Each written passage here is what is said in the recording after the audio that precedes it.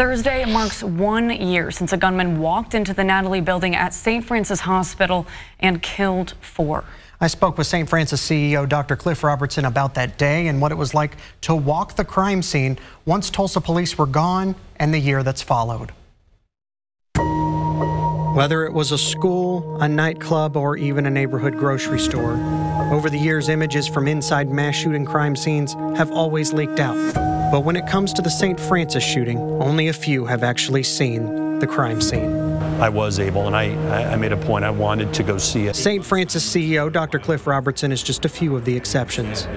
You know, not having lived through that, I knew that my memory would be different than our staff and docs that actually were in the clinic that had to live through that. To understand why he went, other than just his duties as the hospital's chief executive, we have to go back to that sunny yet dark day. I was just getting off a conference call. Just like what happened with so many, 4:52 p.m. that day set in motion events that would change everything.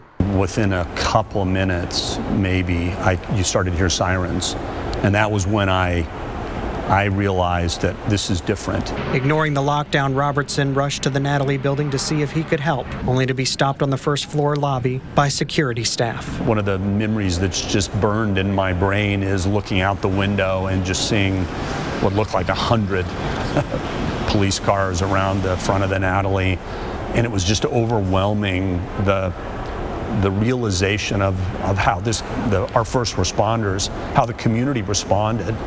And it was comforting, but it's something I'll never forget. The shooting had stopped, but the tragedy was still unfolding. Being the boss, you know what is where and who works there, especially when that office is your friend's office. Preston was an amazing man. Dr. Phillips was an amazing man, was the consummate gentleman. He was one of those physicians that it didn't matter whether you were, you worked in the kitchen or you were the CEO, he treated you all the same. Robertson went to offer his help in any way he could, and he tried to make it to the second floor. But being an active crime scene and evacuation still ongoing, he and others would never get upstairs, not until the next morning.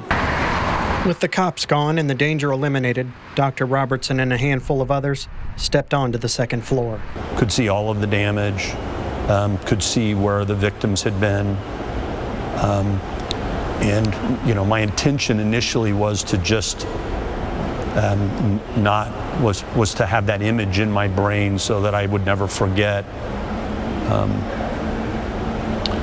And I never will.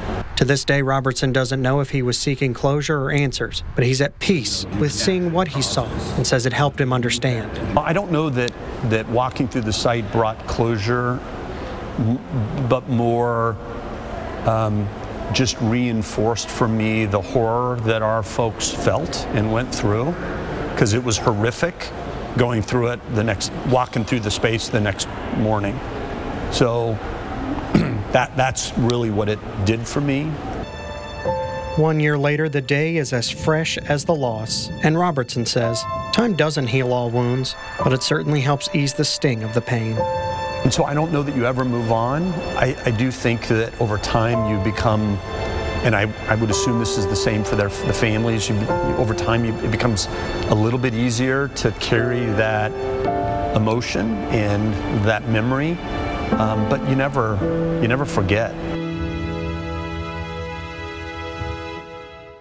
Fox 23 is dedicating a special half hour on Thursday, June 1st to mark the 1 year of the St. Francis shooting.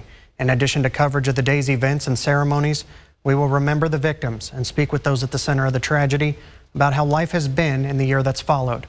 Tune in on Thursday when Fox 23 News at 6:30 airs a special report, St. Francis Strong, Heartache and Hope.